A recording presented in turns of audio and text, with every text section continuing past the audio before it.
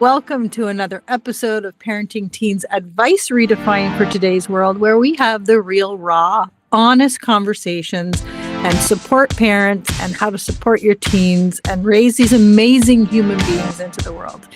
And today I am joined by someone who brings clarity to one of the most confusing parts of modern parenting, and that is money. Scott Yamamura is a financial coach and the author of Financial Epiphany with 25 years of experience studying communication, and in his day job, simplifying complex information for more than 300,000 employees at a Fortune 15 company. Scott has a gift for taking the overwhelm out of personal finance. He helps everyday earners unlock what he calls their multiplying power with money through these simple but transformative rules of thumb. And today we're breaking down how this applies not just to us as adults, but to our kids, because raising financially capable teens is one of the greatest gifts we can give them. Welcome, Scott, to the show. Thanks, Cheryl. Thanks for what you're doing for parents and teens out there. This is so fun. I'm really excited because I think I'm going to learn maybe more than my listeners on this one. And let's all pay attention. Yes, I got my pen here. Hey, all right. So let's start with you. What's your why? What's your mission here? Why are you even doing this? What is the point? 10 years ago, I was stuck intimidated by three big things: how to maintain a house, how to fix a car, or understanding money. And I was going to choose one thing to try to get over the hump. And I chose money. So I wanted to turn this intimidation, this overwhelm, this sort of procrastination about learning one of these basic methods of living. I wanted to get past it. And so with money, I decided to focus on it. I started with taking workshops, jumped in, started reading books, and I realized it wasn't as bad as I thought. It was more like a sheep in wolf's clothing. It was scary to people like me who are acting timidly with money for years already. But I realized when I really dug into it, it wasn't as bad as I thought. In fact, I became empowered by that and even got to the point of wanting to study to become a financial coach. And I spent 3 years coming up with my own ideas and writing a book called Financial Epiphany. That's how big a deal it was and realization it was to go from intimidation to now confidence and empowerment with something just by spending the time to learn it. That you made me kind of take a breath there when you said, it's a little more, you made me comfortable now with this conversation, because honestly, I'm going to start even at the beginning, like our money stories. They don't start when we're 20 and 30 and 40 or when we get our first paycheck. Just for example, growing up, money was never talked about in my house, like literally never. How much you paid for your house, how much mom and dad made was none of anybody's business. We didn't even talk about who we voted for. Like, oh my God, you're going to get struck by lightning. So I want to start with that, because if those are our money stories, what are the conversations parents are having with themselves? And then what conversations are they having with their kids to transform these beliefs? Yeah, when I was growing up, my mom used to say talking about money was like talking about your underwear. And what she meant by that was it was a private topic. We're not going to be boasting about what's in our bank accounts. But what I learned over time is that if we don't talk about money, we could be silently suffering because it's such a big thing. The average person is going to earn about $2 million over a lifetime and make about 1.5 transactions per day, about 30,000 financial transactions per lifetime. And we're going to work 40 years earning money. We're going to potentially retire at 20 years spending the money. And if you reverse to the beginning, you're going to spend about 18 years learning how to earn the money in school. This is a huge thing that our whole life is immersed in. We got to do something about this. So there's those money scripts that you talk about. That was one of my mom's statements about the underwear. And then my dad, he had one sentence answers. He would say things like, when I started my job, invest in your 401k plan, your retirement plan. There's free money there. Stop. And make your money work for you. Stop. I certainly would observe them, and they had good practices with money. They did not overspend. They were wise. They were savers. But that's really hard to see if I'm not being told details or being able to look behind the curtain and see what's there, if money scripts were so short like that. And so what do you do when you don't get big messages about big things? You only get small messages. Well, you take small actions. And so I acted very timidly with money. I believed the advice I heard: save early, save, and make your money work for you, and save for retirement. I believed in all those things, but you just don't act with the vigor that you really should and could if you heard it in a different way. And that's why I set out to quantify what save early means, and to simplify by creating 3 rules of thumb, because I figured that's exactly what I wanted to hear. What if I could go and tell others what I wanted to hear so that they could take 10 years of studying and research that I've done and learn it in a matter of minutes if they wanted to. And I want to keep talking about the money, but as you were talking about your parents, and we have sandwich generations now. And my parents were very good with their money. They didn't talk about it. I don't even know how they did it. And I don't think they worked on credit cards ever. Yeah. But I'm very, very blessed, because if I had to financially look after my parents now and my kids, I would be screwed. And so because my parents did whatever it is they did, and hopefully that's what you're going to talk about, whatever it is they did, they are set. They are, my dad's gone, but my mom is set, so that even in the worst case scenario, if there's reverse mortgage, like, she's put herself in a place where I know that's one thing. Like, it's hard enough to watch our parents get old. It's hard enough to watch them pass or get really sick. But to think that, something might happen and I have to pay for private care and I have to move into her house. And so, parents, I really want you to pay attention to this, not just for your teens now, but for when you get older. Yeah. You don't want to put that kind of pressure on your kids. I think that's a really good thing to really put in your ear right now. Absolutely. I call it the day of reckoning, where most people, if you put off thinking about money somewhere around middle age, we're going to almost be forced to think about it, because things will start happening. It may be that we need to start thinking about our parents and helping out in a financial way.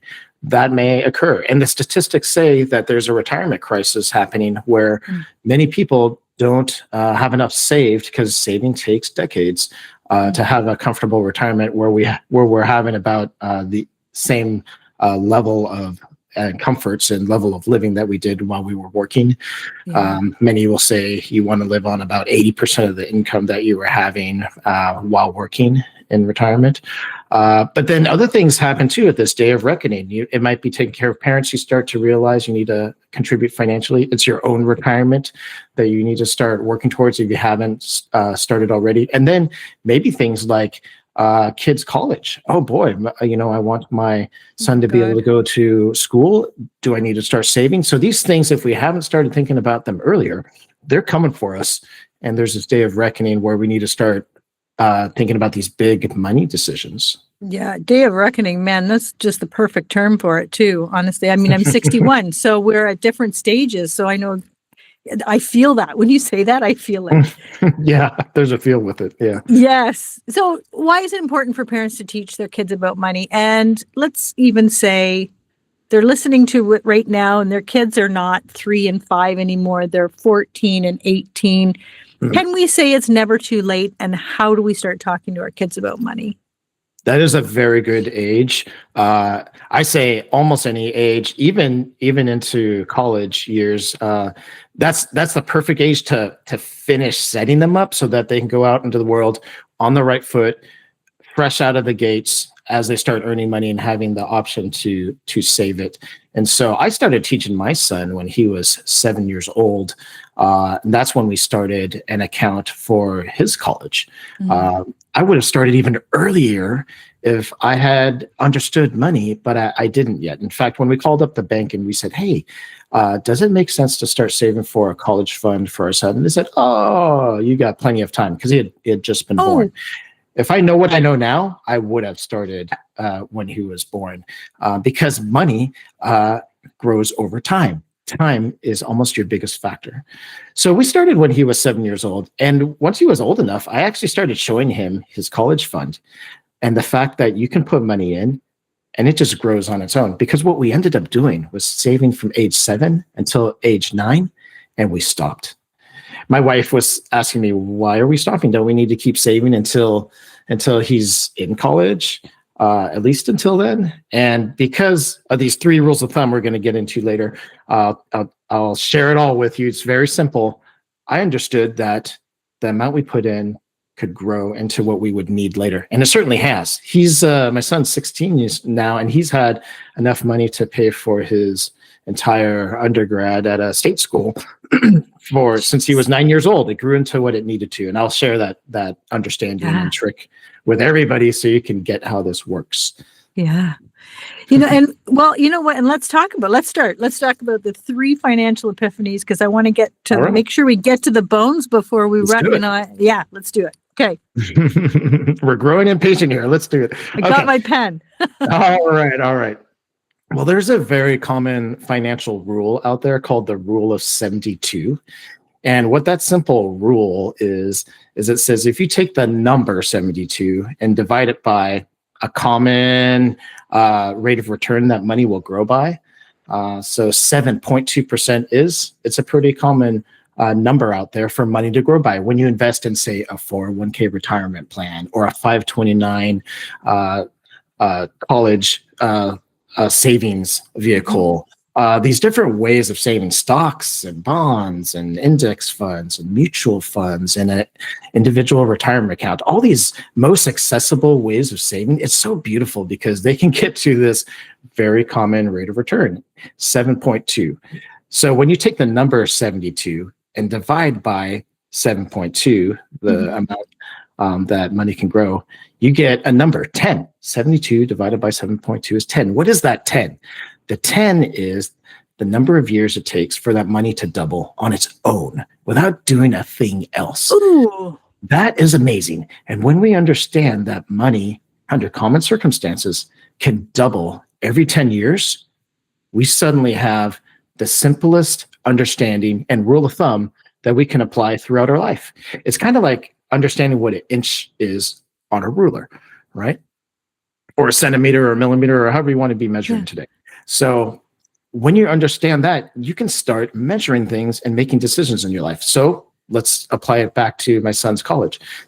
If I understood that money doubles every 10 years, we could save from age 7 to age 9 and save half of what we thought we needed.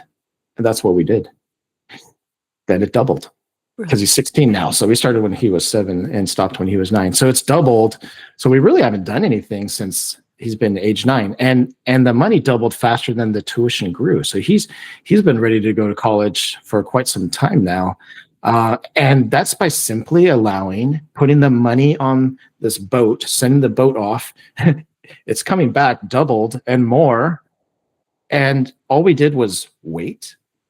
So understanding that money can double every 10 years when we put it into very common, accessible ways of investing and then just waiting, that's an amazing thing. It allows us to take big actions early, right? Remember, I acted timidly when I started working, but now I don't anymore. That was a massive move to make, to say, let's save half of what we think our son will need for college. And it took a lot of faith also. Let's save, stop. Like, that was one of the biggest experiments in my life. And now to see that it actually does work. My wife her mind is so blown. She says, let's put money in here for our son. Let's put money in there for our son. Let's do all this and it'll grow into this massive amount. And I say, whoa. We want our son to work one day. We don't want to eliminate his need to earn and put his hands to work himself. So we've calmed down a little bit. I had to convince her, but it's funny because I was trying to convince her. And now that she's seen it work, she's on my case by why aren't we more gung-ho about this? It's amazing. The biggest thing you could witness is to get started and to look back, and that's what grows the biggest confidence. So, okay. So let's talk about then, before we go further, but Scott. Oh, and that was just one financial epiphany. Yeah. So before we get to the second one, I want to say, but Scott, great. But I live paycheck to paycheck. Mm-hmm. there's nothing left. How do you expect me to start saving? What does that look like? Okay, so here's the analogy. We're all athletes, I like to say. And just like an NFL football player or a Olympic ice skater or gymnast, many of these sports, we're at our best in our early 20s. And it just so happens to be the same with money, that we're the best at multiplying money. We have an ability when we're in our early 20s because we could be earning a paycheck and we could be potentially saving. And we're saying that age is the biggest factor here. So money is the same way. So the first thing is just understanding that we have our biggest multiplying ability in our 20s when we're earning and have the potential to save. So we just need to know that. And that's just how money works. And that power, that ability decreases over time. And so when we understand we have like an athletic ability, what do athletes do? They go out and make it happen no matter what. Now, let's say they have bad grades, and so they can't play on the school sports team. And the coach says, well, you cannot play unless you move that F up to a C or so, or that D up to a C grade. You need to get a certain grade. Then when you get that grade, you will be able to play. Now, athletes going to figure that out. They know they have this window of time, and they know when the coach is saying, you've got this amazing skill. Don't squander this thing. You got to get out on the field and you can score and you can go big and you can take us to the championship. Let's take action on this. And so when an athlete hears that, they're going to get their grades up and they're going to go play, right? They're going to make it happen. And I like to motivate people in a positive way like that and say, you've got this ability. You're living paycheck to paycheck, or you're in debt, and now you're just figuring this out. And that's okay, because guess what? 80% of the United States is like that. And most of the world is like that. We are amazing spenders and amazing subscribers. And our biggest message on money is to buy and to spend, right? If that's the main message we're getting, it takes intentionality to do the opposite. But I like telling people you're like an athlete with an ability, and don't squander this thing. You need to, this ability, which we're going to describe later, is so incredible, and does diminish over time, but it's so incredible. I need you to get out there and start taking advantage of this. And you're going to find a way and make a way, because we're using this positive reinforcement here. Not only can you do this for yourself, if you're a parent, you're going to be able to teach your kids using these 3 rules of thumb so that they can enjoy the most leverage ever just by 3 simple rules of thumb, and they can take action on these, and they can really make something of their lives too, in an area where most of us are having hardship because we're just not being taught early enough. But a parent has the ability to change their financial future and for their kids. I love it. And for everybody, so today is the 29th, which means yesterday was Black Friday on Amazon. So when you get all your shit delivered that you really didn't need, you can return it so easily on Amazon and start investing some money. And I'm saying that for myself. Don't tell Amazon. Okay, epiphany number 2. Okay, here we go. So if money can double every 10 years, who works 10 years in their life? We need to extrapolate this along the most common duration of work, which is 40 years. Most people work about 40 years. So if money doubles every 10 years and we didn't touch it, what happens if we don't touch it another 10 years into our early 40s? Well, it's going to double again. So if 1,000 doubled to 2,000 after 10 years, 2,000 is doubling to 4,000. Now, let's wait another 10 years and do nothing. 4,000 doubles to 8,000. And then finally, the last decade, till we reach retirement age in our 60s or so, that 8,000 can double again to 16,000. That's amazing. So we didn't touch things once. We just put in an input of 1,000, and it's 16,000 on the other end after 40 years. That's an amazing thing. That's how compound interest works, this magical process that we hear about. But now we're quantifying it, right? We're saying you can multiply by 16 times. Now, people like me, a money nerd, when we hear something like that, we're very excited about that, and we can act on that. But guess what? Most of us want instant gratification. And certainly our culture is teaching us that. Yes. You spoke about ordering something and getting it tomorrow. And email is an immediate communication. And so is texting and cell phones. life is more immediate than ever before. Mhm. And with our money, once it comes in, we will have this likelihood of spending it right away. Because guess what? We're looking around and we're all doing it. We're all living on the edge together, spending as much as we make, sitting on the edge of the cliff together. But we aren't looking at each other's bank accounts. And what's really there is most folks, 60, 70, 80%, we're spending about as much as we make, even though it looks like we got nice stuff, nice vacations, our Facebook and Instagram lives are picture perfect. But it's not the case. When we realize the statistics that most people, we are challenged, we need to make a different decision for ourselves, right? Because what we show and what we actually have, they're typically two different stories. Yeah. So back to this financial epiphany. If most people are like 40 years, you want me to save and wait for 40 years? That is not very exciting to me. I was sitting at my dining room table one day with my feet up, and I thought, okay, if that excites people like me, multiplying money by 16 times, but not others, what we need to do is we need to flip this around. And so what I did was flip the mindset around to say, this is not multiplying a thing by 16 times. This is your ability to multiply by 16 times. Remember ability and athletic ability? Yeah. If you have an ability to multiply money when you start working, and we put a number on it, 16, that's your ability that you have going out the gates, a multiplying power of 16. And we're going to jump into the third financial epiphany here. But what happens 10 years later? Oh, the multiplying power halves to the power of 8 in your early 30s. That's what's happening. Or multiplying power is halving. And then in our early 40s, the multiplying power halves yet again to the multiplying power of 4. And then to the power of 2 10 years later, and 1. And certainly we can shift things all around. We can work longer and save longer. But if this is the most general way of looking at things, working 40 years, earning a 7.2% rate of return on our money, now we have a measurement stick to actually a very simple tool to use on our finances that tells us, I need to save because now there's a sense of urgency. Multiplying power halves every 10 years. So that creates what's called loss aversion, which is when we feel that we're losing something, we're more likely to act. Actually, 2 to 3 times more likely to act than if we were to gain the same amount. Losing something gets us to act. And so we feel a sense of urgency, and we now want to do something about it because our multiplying power halves every 10 years. And that's the third financial epiphany. Going back to the second one, once again, we threw a number on our multiplying power, the power of 16, when we start working. And back to financial epiphany number 1, money can double every 10 years. These 3 rules of thumb, if money keeps behaving the way that it does, if artificial intelligence doesn't just blow everything up and create a totally new world, which it may.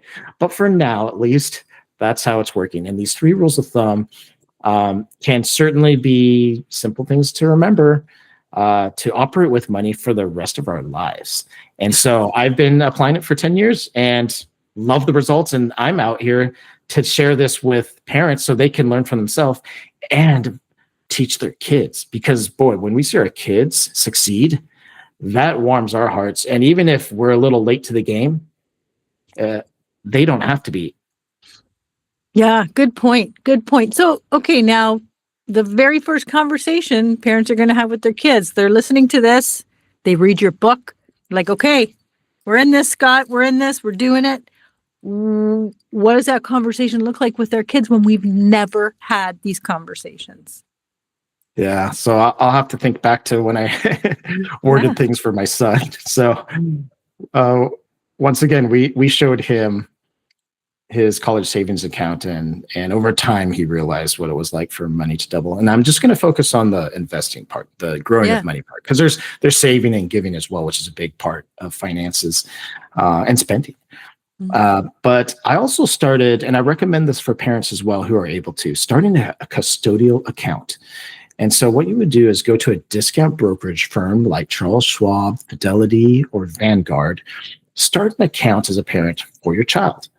And so it's called custodial account. You can also do this at the bank and other ways of parenting a child with creating an account for them. And so what we started to do was around birthday time or the holidays, we would say, okay, hey, you can buy one of three things. Choose a stock. Do you want it to be, you're familiar with Amazon, you're familiar with Netflix, you're familiar with Disney, just choose one. And we're going to get it for you. And then we're going to watch what happens. So before the pandemic, my son chose Amazon and he chose Netflix. So what happened when COVID hit? Oh my God. People were ordering a ton online, right? Oh and my people God. were streaming a ton online. And so he saw those stocks just massively jump. And he was like, yay. And we're like, wow, good choice. But now you see how the market and market disruptors affect a stock. And now you're understanding how these things grow. Mm-hmm. And we started to add in more and more and more stocks. So he would get, a Tesla or a Microsoft or a Costco wholesale. And then when things happened, he would see a change. Well, back in the day, and back in the days not too long ago, Yeah. he got this virtual reality headset.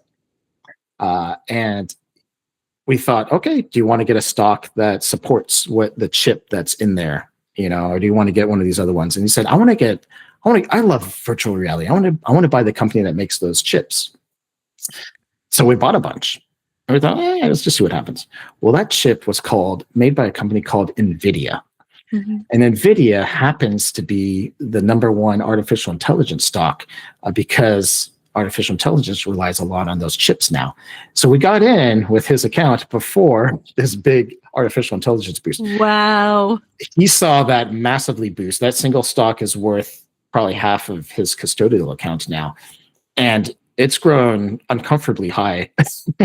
He's about where I was in my 30s with his savings. He's 16, hasn't even worked a day in his life yet.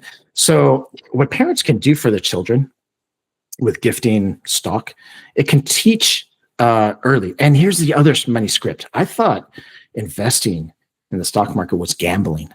And that's how I thought about it. But I realize now, I had to get over that and realize it's actually putting money and believing in the U.S. Economy or whatever country you're in. It's believing in your country's economy and in the innovation that's there and investing in that. And if you work at a company and you believe in that company, that's where you're putting your money. And so when I realized that's what it was, then I could jump in with both feet. And my son now, my hope is that he gets over that intimidation, that fear, and that overwhelm, and actually doesn't even know what it is because he's learned this from the beginning. And his money scripts or his money stories align with how actually the economy works from the beginning. Mm-hmm. We're not getting those same shameful stories that we got as children. Yeah. Don't talk about it. This is taboo. We're not going there. It's now I want to break that mold and say, this is something that's very empowering and confident. And we have a responsibility to know this for ourselves and for our families and to introduce it early. So parents, I want to empower you and say, this is something to quickly learn and to pass down this message. That's why I break it down into 3 simple rules of thumb, because that's all it takes. You can always become savvier later and become a money nerd like me later, but start out simple. Yeah. So, okay, I'm a parent. I'm listening. Well, okay, Scott, do I need to put $5,000 to buy a stock? I don't have $5,000 to start. If we're just starting and we're just, trying to show our kids what's realistic in starting? Just start. I just want to start. Mm-hmm. Absolutely. And I was asked that by college students at the local university not too long ago, because they just wanted to know how to start as well. $100 or any sort of rounded off number that you like. You can start with $50. You can start with $1,000. But if you go in there, and one of the most common paths to take, you can always choose your own path. If you start an account at one of these discount brokerage firms we talked about earlier, and you take 15 minutes to plug in your name and your date of birth and various other things, your social security number, and you start an account and you put $100 in, you can link your bank, or you can take a check into a physical office and say, here's $100. Then you can buy what Warren Buffett, who is the number one investor in the whole world, suggests that you get. And in the US, that would be the S&P 500 index fund. That is investing in the 500 top public companies of the United States. And you'll have your own index fund like this in whatever country you may be in. Mhm. But if you start there with what Warren Buffett suggests, boy, now you're investing in 500 top companies, and they're all doing their best to grind and with grit and earn as much as they can and reward their shareholders and innovate and keep being better and better and growing every year. That's a great place to start. And you can always, once again, since time is your biggest factor with growing money, you can always look back later and change it if you like, but you might really like what you see as time passes. That's a good starting point. Okay, and then we hear about something in Europe, and all of a sudden the stocks take a dive, Mm-hmm. and our kids are like, "What the hell? I'm getting out of here. There's no way I could." Can you talk to that? Because even I know Mm-hmm. nothing, but I know that one. Oh yeah, absolutely. So some will say it's a roller coaster ride, investing in the stock market, because there's ups and downs, but ups and downs that continually go up over time. So it's kind of like taking 5 steps forward, 1 step back, 5 steps forward, 1 step back. Yeah, there's going to be the step back, but which direction are you going? You're going forward. And so some will say it's a bigger risk to just stuff your money under your mattress or leave it in your checking or savings account where it's growing very timidly. We used that word before. That's the bigger risk. Growing your money, no matter what the ups and downs, as long as it's headed in the right direction, is what is recommended by economists and financial advisors and those that want you to retire with dignity and look back and say, well, I did the right thing. I have financial peace about this. And so, yes, there's going to be the ups and downs, but there's more ups than there are downs. And once again, don't just think about it being an object, about this being an accumulation of money. Think about it being all those companies. Are all those companies going to go out of business at the same time? Are they going to stop doing what they're doing? No, because we drive forward. Are you going to sit still? No, you're going to get up and you're going to go to work and you're going to make things happen because you care about your family. You care about your kids. You're going to provide. And these companies, they're going to do that as well. That's where we're putting our trust. And Warren Buffett says, if you bet against investing in this way, you're betting against your country. Is that? I mean, if you live there, you probably trust and believe in your country, and you want to contribute. That is such a good point. And that's one thing I learned in investing years ago, is that you don't invest with the bank, you invest in the bank. And when you look in like downtown Toronto in Canada, all our biggest, most extravagant buildings are CIBC, TD Bank, Scotiabank. So the money's going into that investment, great, as opposed to putting it in your, whatever we call our GIC, less than 0.2% that our parents are still investing in. Oh God. So I want to ask, you touched on spending and giving. Sure. So we're not just investing. We're actually we get to spend some money. We get to give some money. If you want to break out of just the money story, we could talk about some of the other ones. So starting out simply, being a parent, there are banks, physical banks that you could buy to place dollar bills in, to place actual money and coins in for your kids. So when my son was young, we bought him one of these banks, and it's got 3 sections. It's got spend, save, and give. Ooh. And so any parent can early on decide, what are those percentages?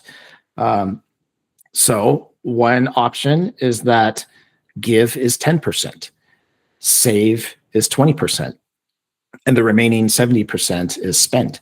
And a family can determine any sort of allocation that they want to teach their children. But that's what we started with.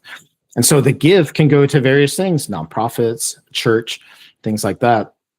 The save can go into, typically it's going to be our son's bank account, because once again, the investing money is coming from gift money, things like that. And then the spend, that changes day to day. I mean, it started out with, back in the day, his first love was Thomas the Tank Engine, and then it went into Disney's Cars, and then it went into Legos, and now what is it? Well, he has a girlfriend, so let me tell you, that's where the money's going. Bye-bye. So it's gonna change over time. But if you are allocating money from the very beginning, then it's not so hard to create discipline later. I've been spending 100%. Oh, now you're just telling me I need to save and give. And really, the reason why I teach these 3 financial epiphanies, these 3 rules of thumb, is because, okay, if 60, 70, 80% of the country we live in is living paycheck to paycheck, if about the same amount is in debt, if there is a lower level of financial literacy, which is true, most of us won't be able to pass a basic financial literacy test. If this is the case, this is the state of the nation that we live in, all we need is a simple solution, right? That's all we need. We don't need anything complex. Start simple. You can always become savvy later. So that's all we're trying to do here is equip people where they're at to look at what's really happening. Let's just give them this simple message, and we can always teach them later. So it's get people out of debt, empower them with the 3 financial epiphanies so that you can fund your purpose. That's where I want to get people to, is funding their purpose, because there is nothing like having freedom and be able to invest in things of choice and of meaning and of purpose. So a quick story here. So I went to Sierra Leone, West Africa years ago, and it was with an organization called the Bridge of Hope, and they build schools, churches, and clinics for people that won't be able to build that for themselves. Some of these kids would previously have to walk 2 hours on a dusty road alone to get to a school, and things would happen along the way. Think about strangers and cars and kidnappings and all sorts of things. So when you build a school in their village and they go to that school, they're going to grow up to be a contributor to their village and to their society. Well, I went there to film a video for the nonprofit so they could raise money for that cause. And I came back after a couple of weeks and worked on this video. I went to the fundraising breakfast that this video was shown at, and I was sat near the front of the room next to a tall guy named Ernie with a cane. And I wondered to myself, this is assigned seating. Who is this Ernie here over to my side? Well, I realized Ernie had paid for my way to go, and I didn't even know it. He had funded my trip, all my travels, all my costs and expenses, and the cost to create a 100-hour project, this video. Wow, that's generosity. Well, this video played, and this was the first time he was seeing it. He leans over to me after the video plays, and he says, "Scott, that's the first time I've seen this video. My wife and I, when we were driving here this morning, we had decided how much we were going to give." He leans over and he says, "Don't tell my wife, but we just doubled it." So he doubled his giving that morning. He had sent me to Sierra Leone. He paid for the entire video project. And I thought, oh my goodness. I looked over, and this was the most joy, the most elation I had ever seen in a human being ever. And I thought, Ernie's my new hero. I want to be a mini Ernie one day. And I hadn't seen that ever in my life. And I want that for everybody to have this financial freedom and to learn how to multiply their money and to learn how to teach their kids so they can have this long runway of doing the right thing so that they can live the purpose out too. It's an amazing thing to have witnessed in Ernie. I'm trying to work on that myself. I'm teaching my child, and who doesn't vicariously live through their children? And you know, for those sitting there who grew up with the money stories, or money is evil, and if you get money, you're greedy. If you want more money, you're greedy. Listen, if you are a good person with money, you are a good person with money. Yeah. And if you're a jerk, you're a jerk. It doesn't matter about the money. So the guy with the cane, look what he could do because he's got the money. He did all that's just that's so incredible, because you do hear sometimes, well, they don't need that, or what do you need to drive a Porsche for? You know what? Those are the people. You don't know, man. They might be driving a Porsche, but they might be sending double what the Porsche costs to a charity. They could be Good people with money are still good people, period. That's right. I learned a lesson that I thought marriage would make me better. Well, marriage just multiplied who I already was, including my flaws, because now it was shared with another person. The same thing with money is that money actually just multiplies who you already are. So the question is, what are your values and who are you before the money comes in?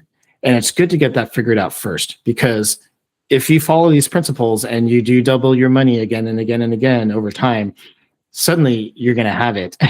And you want to be looking, or you don't want to be looking around wondering who you are at that point. You want to already have that figured out. But once again, with Ernie as our example, he landed in a sort of place that I hope for myself and many of you, maybe many of you are interested in that as well, to have this sort of joy and gratification that just can't be found anywhere else. That's incredible. That is so incredible. I love it. Scott, this has been, the interviews are great, but honestly, I've got more notes with you than I've ever taken in my life doing a podcast, because this totally applies to me. I had a story and it's never too late, and I got shit to do now. This is great. But Scott, tell us where to find you, how to work with you, your book, all the good things, Scott. Oh, absolutely. Financialepiphany.com is the place to go for anything, to be able to see what the book is about. And I spill all the beans there as well. This podcast will be linked there as well. So all my talks are available from there. There's a free download for the money basics. So we talked about something a little bit more advanced, hopefully in a simple way, investing. But there's a free download for learning how to get into debt, out of debt, and learning how to meet with a financial advisor and to start your first investment account. That's a really nice basic. And even how much total should I save for retirement? There's a free download there. You can email me from there as well. I answer and look at every email. So great way to connect is financialepiphany.com. Fantastic. I'm going to put everything in the show notes, so we're not sitting here trying to memorize. Scott, this has been phenomenal. I am so grateful for you and this conversation. I know there's a lot of people listening going, oh my God, there's an answer. I can stop freaking out and putting my head in the sand. You've really made it clear and manageable. And I'm actually, for the first time, excited to get started on something. Like, I think I'm going to just put my first $100 in something. I'm so excited. So thank you. This has been amazing. I love it, Cheryl. This is the idea. And thanks for spreading the word and helping other parents and teens out there. Really appreciate what you're doing. No, thank you. And thank you for listening and taking the time. Parenting Teens Advice Redefined. I'm your host, Cheryl Pankers, and I'm so grateful you're here, and we will see you next time. Thank you for listening to another episode. I hope you loved this one as much as I did. And I just wanted to share something with you because, parenting teens is not just about managing these challenges that we talk about on all the episodes. It's also about evolving alongside them. And I'm Cheryl, and not only the host of this podcast, but I'm also the creator of Insight to Impact coaching and consulting. And I help you, moms of teens, reconnect with your true selves so you can lead with purpose. You can parent with clarity. You can create stronger, more meaningful relationships with your kids. Because here's the truth. The transformation starts with you. Together, we will break free from the stress and overwhelm. We will rediscover your power. We will create the life and the family dynamic you always dreamed of. If you're ready to start this journey, let's do it. You might just not recognize your life in the next 90 days. It all starts with a call. There's no pitch. There's no pressure. Just a call to see if I can help. We'll talk about your goals. We'll talk about what's making you feel stuck and what might be getting in your way. And everything you need to connect with me is in the show notes. Again, I'm Cheryl. Thank you so much for joining me here on Parenting Teens Advice Redefined for today's complex world, and the creator of Insight to Impact Coaching and Consulting. Have a great day.